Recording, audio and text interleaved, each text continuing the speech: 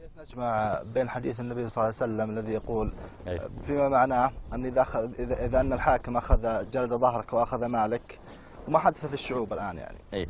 هو طبعا فرق بين أن يتسلط الحاكم على شخص معين. النبي صلى الله عليه وسلم يقول صحيح مسلم: اسمع واطع وإن جلد ظهرك وأخذ مالك. لا يتكلم عن لو أن الحاكم تسلط على شخص معين بينه وبينه مشكلة، ولا الحاكم رجل مضبوط لكن جاء وتسلط على شخص وجلد ظهره وأخذ ماله. يقال لهذا الشخص: لا تقم تدعو إلى إسقاط هذا الحاكم أو تقوم أمامه بسلاحك، لأن المفسدة التي ستترتب على خروجك عليه أعظم من مفسدة أنه ضربك. شوف لك أي طريق آخر طلع فلوسك منه. لكن الكلام لو أن الحاكم منع الشعب كله مثل ذلك. لذلك تشوف لما تثور الشعوب بعدين يجي الحاكم ويقول: يلا زودنا رواتبكم 20%. طيب ال20% هذه من وين أتيت بها؟ ما أنت أشغلتنا من زمان تقول اقتصادنا ضعيف، ما عندنا موارد. كيف طلعت ال20% ما شاء الله هذه في لمحة عين؟ جاءك نبتت من الأرض أو نزلت من السماء؟ دليل أنها أصلا كانت موجودة. ثم إذا نظرت في ثرواتهم هؤلاء يعني الذين سلبوا أموال الناس تجدها بالمليارات يا أخي. والعجيب أنها ليست مليارات في بنوك البلد يستفيد منها الناس، لا، مليارات تستفيد منها سويسرا وبريطانيا وأمريكا وكندا وغيرها، والمساكين هؤلاء. أحسن الله إليكم. هذا سائل يقول: هل حديث النبي صلى الله عليه وسلم تسمع وتطيع للأمير وإن ضرب ظهرك وأخذ مالك هو خاص بالحالات الفردية وأن الحديث لا ينطبق على الظلم العام، أم أنه عام في كل ظلم؟ لا، عام، يعني طاعة ولي الأمر واجبة ولو قدر حسن منه، لأن الطاعة مطلوبة، وبالطاعة تسلك الأمور، تستقيم الأحوال، وإن حصل ما حصل من خطأ لكنه خطأ يغتفر في سبيل مصلحة العامة. أما الخروج على الولاة ومعصيتهم فيجر من الفتن والويلات والفوضويات ما الله به عليم. خذوا عبرة الآن من بعض الدول الإسلامية التي حصلت فيها هذه الاضطرابات الفوضوية ويسمونها بالربيع العربي أو بالشر العربي. ماذا جاء من الفتن والمحن؟ يا إخواني، السمع والطاعة لولاة الأمر من أسباب الاستقرار والطمأنينة والأمن وحصول الخير.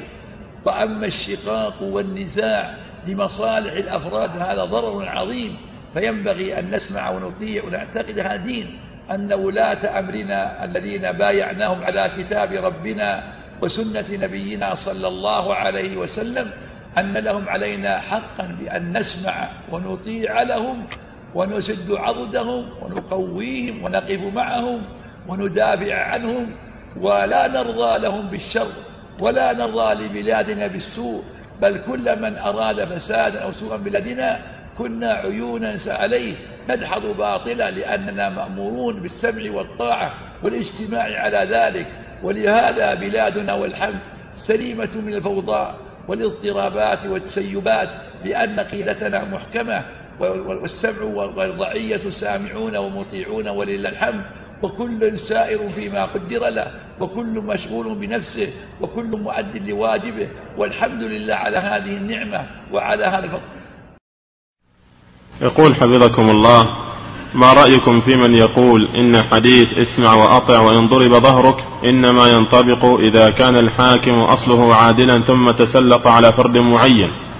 هذا كلام من عنده، هذا أنا سمعته، هذا كلام من عنده، ما هو يفسر كلام الرسول بهذا الشيء، هذا كلام من عنده، هذا صاحب هوى يريد يفسر كلام الرسول على هواه وعلى طلبه، ما يجوز هذا.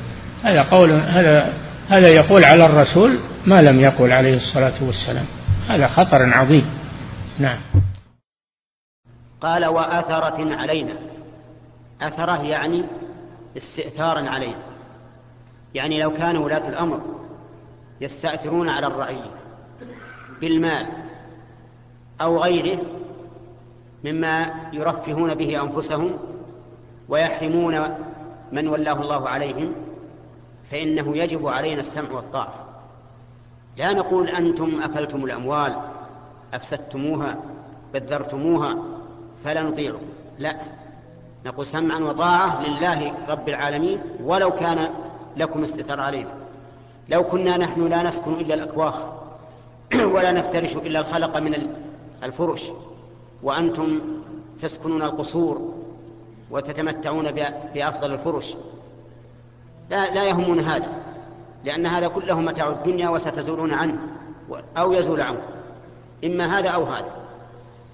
أما نحن فعلينا السمع والطاعة، ولو وجدنا من يستأثر علينا من ولاة الأمور. وقد قال النبي عليه الصلاة والسلام في حديث آخر: اسمع وأطع وإن ضرب ظهرك وأخذ مالك. وظلمه سوف تقتص منه يوم القيامة أنت من حسناته، فإن بقي من حسناته شيء وإلا أخذ من سيئات من ظلمهم ثم طرح عليه ثم طرح في النار والعياذ بالله. الأمر مضبوط ومحكم، لا يضيع على الله شيء.